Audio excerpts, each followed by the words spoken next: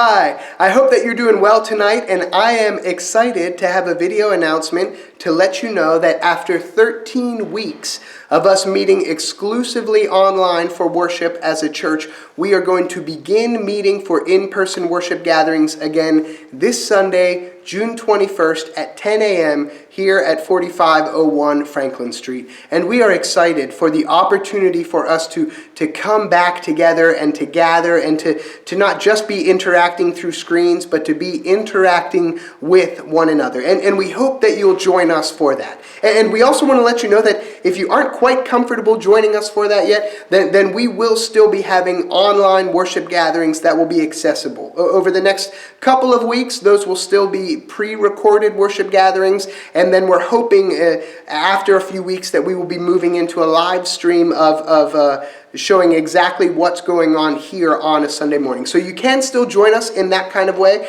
but we're also excited to have that opportunity to meet together in person.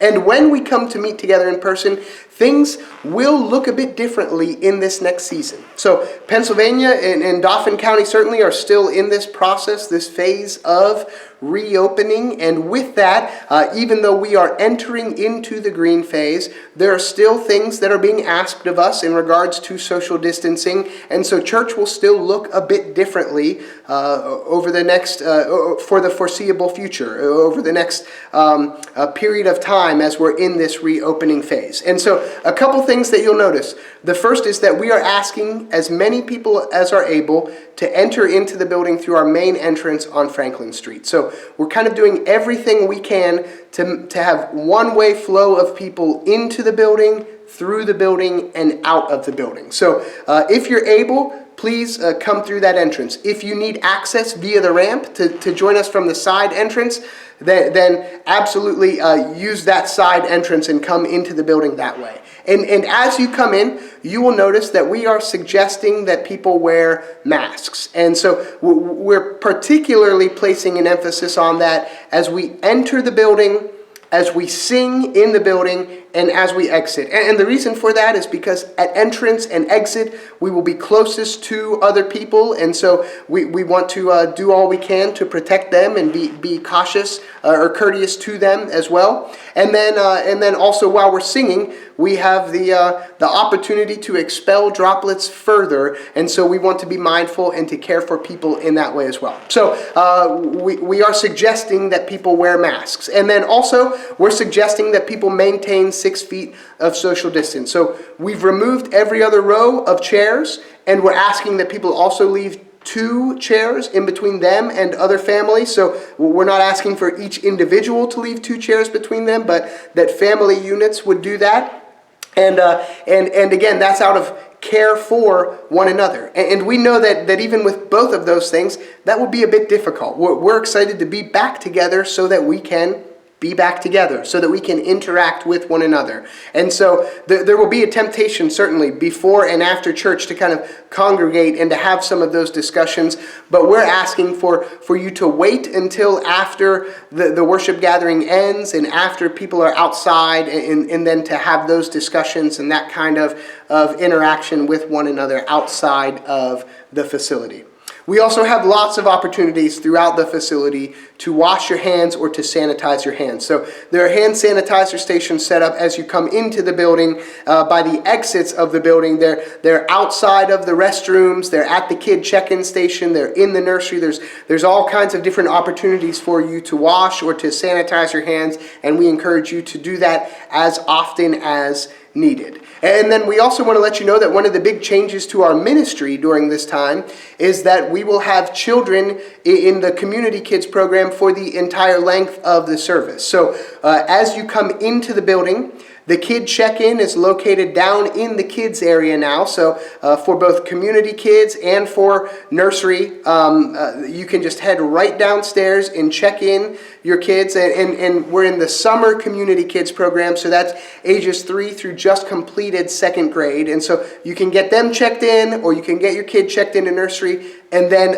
again, in order to keep this one-way flow of traffic through the building, we're asking that people would go up the stairwell by the nursery, through the cafe, and then into the worship gathering space. So we also want to say that if you're not comfortable with your kid being in a room with other kids yet, or you would like your kid to be with you in the service, then that is perfectly fine as well and acceptable as well, and we welcome you to exercise that option too.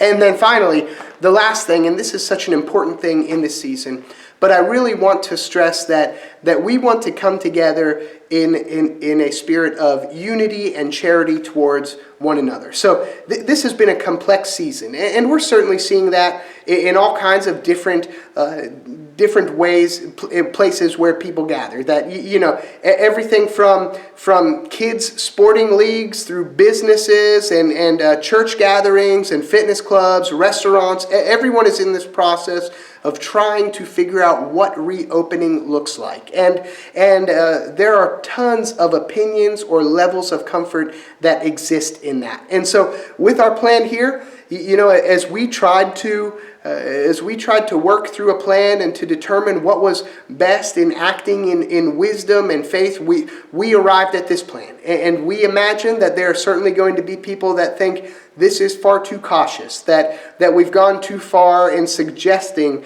that people wear masks, that we've gone too far in asking people to be socially distant or other things like that. And then at the same time, we know that there will be people on the other end of the spectrum who think we haven't gone far enough by not requiring certain things, or by beginning to have in-person gatherings again, or different things that they might be nervous that we haven't done quite enough in regards to certain things. And so what we're asking is that as we gather together, let's do that in a sense of unity, that we're excited about the opportunity to be together in person again and to have those face-to-face interactions and to not just be online. And then let's also do that in a sense of charity.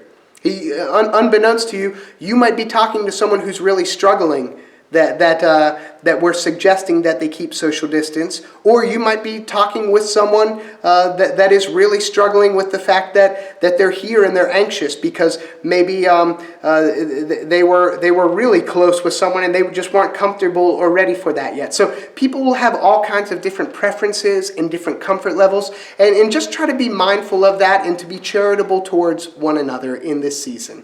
Let's emphasize on the positive reality that we are able to once again gather together as God's people to glorify His name. That we're able to once again see each other face to face, to talk to one another, to interact with one another, and to be able to do that in person. And that is such a blessing and a wonderful opportunity that we have. So I'm excited for us to begin gathering together again this Sunday at 10 a.m. And I hope that you will join us for that time.